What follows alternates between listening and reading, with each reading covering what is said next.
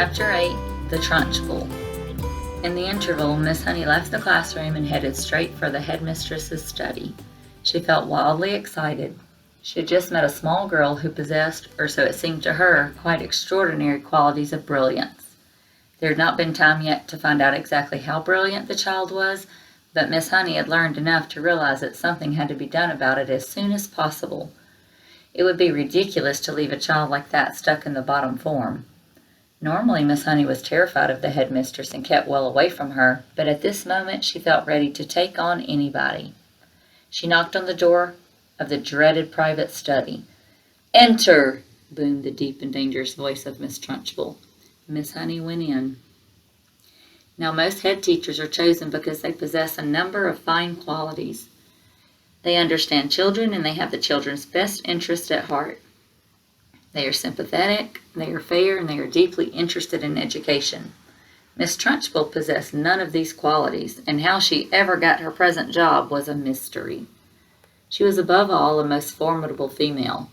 She had once been a famous athlete, and even now the muscles were still clearly in evidence. You could see them in the bull neck, in the big shoulders, in the thick arms, in the sinewy wrist, and in the powerful legs. Looking at her, you got the feeling that this was someone who could bend iron bars and tear telephone directories in half.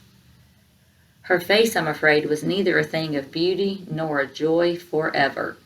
She had an obstinate chin, a cruel mouth, a small, arrogant eyes, and as for her clothes, they were, to say the least, extremely odd. She always had on a brown cotton smock, which was pinched in around the waist with a wide leather belt. The belt was fastened in front with an enormous silver buckle. The massive thighs which emerged from out of the smock were encased in a pair of extraordinary breeches, bottle green in color and made of coarse twill. These breeches reached to just below the knees, and then from there on down she sported green stockings with turn-up tops, which displayed her calf muscles to perfection. On her feet she wore flat-heeled brown brogues with leather flaps. She looked, in short, more like a rather eccentric and bloodthirsty follower of the staghounds than the headmistress of a nice school for children. When Miss Honey entered the study, Miss Trunchbull was standing beside her huge desk with a look of scowling impatience on her face. "Yes, Miss Honey," she said. "What is it you want? You're looking very flushed and flustered this morning. What's the matter with you? Have those little stinkers been flicking spitballs at you?" "No, headmistress, nothing like that." "Well, what is it then? Get on with it. I'm a busy woman." As she spoke, she reached out and poured herself a glass of water from a jug that was always on her desk. "There's a little girl in my class called Matilda Wormwood," Miss Honey began. "That's the daughter of the man who owns Wormwood Motors in the village," Miss Trunchbull barked. She hardly ever spoke in a normal voice. She either barked or shouted. "An excellent person, Wormwood," she went on. "I was in there only yesterday. He sold me a car, almost new, only done 10,000 miles. Previous owner was an old lady who took it out once a year at the most. A terrific bargain. Yes, I like Wormwood, a real pillar of our society. He told me the daughter was a bad lot, though. He said to watch her. He said if anything bad ever happened in the school, it was certain to be his daughter who did it. I haven't met the little brat yet, but she'll know about it when I do. Her father said she's a real wart." "Oh, no, headmistress, that can't be right," Miss Honey cried. "Oh, yes, Miss Honey, it darn well is right. In fact, now I come to think of it, I'll bet it was she who put that stink bomb under my desk here first thing this morning. That place stank like a sewer. Of course it was her. I shall have her for that. You see if I don't. What's she look like? Nasty little worm, I'll be bound. I'll have discovered, Miss Honey, during my long career as a teacher, that a bad girl is far a more dangerous creature than a bad boy. What's more, they're much harder to squash. Squashing a bad girl is like trying to squash a blue bottle. You bang down on it and the darn thing isn't there. Nasty, dirty things little girls are. Glad I never was one." "Oh, but you must have been a little girl once, headmistress. Surely you were." "Not for long, anyway," Miss Trunchbull barked, grinning. "I became a woman very quickly. She's completely off her rocker, Miss Honey told herself. She's barmy as a bedbug. Miss Honey stood resolutely before the headmistress. For once she was not going to be browbeaten. "I must tell you, headmistress," she said, "that you are completely mistaken about Matilda putting a stink bomb under your desk." "I'm never mistaken, Miss Honey." "But, headmistress, the child only arrived in school this morning and she came straight down to the classroom." "Don't argue with me, for heaven's sake, woman. This little brute Matilda, or whatever her name is, has stink-bombed my study. There's no doubt about it. Thank you for suggesting it." But I didn't suggest it, headmistress."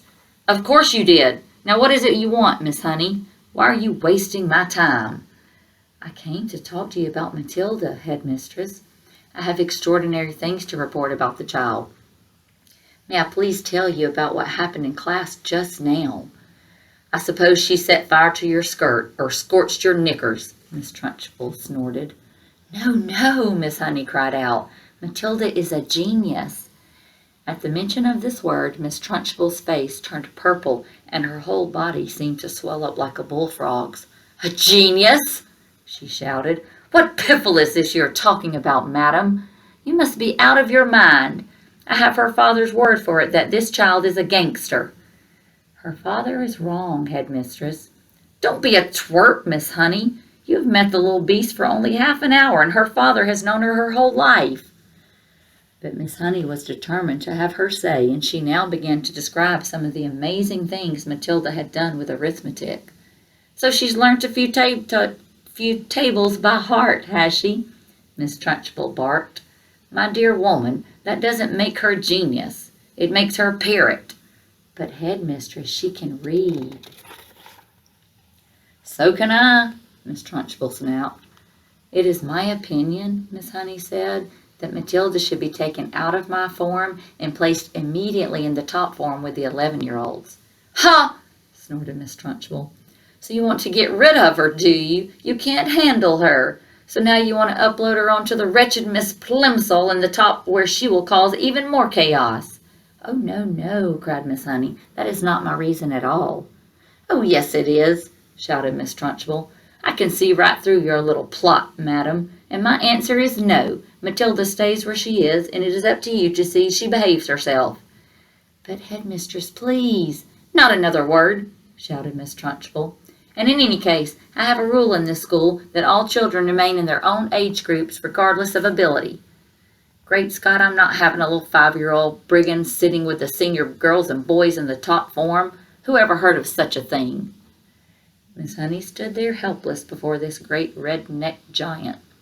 There was a lot more she would like to have said, but she knew it was useless. She said softly, "Very well, then. It is up to you, headmistress." "You're darn right it's up to me," Miss Trunchbull bellowed. "And don't forget, madam, that we are dealing here with a little viper who put a stink bomb under my desk." "She did not do that, headmistress." "Of course she did it," Miss Trunchbull boomed. "And I'll tell you what, I wish to heavens I was still allowed to use the birch and the belt as I did in the good old days. I'd have roasted Matilda's bottom for her so she wouldn't sit down for a month." Miss Honey turned and walked out of the study, feeling depressed, but by no means defeated. "I'm going to do something about this child," she told herself. "I don't know what it will be, but I shall find a way to help her in the end."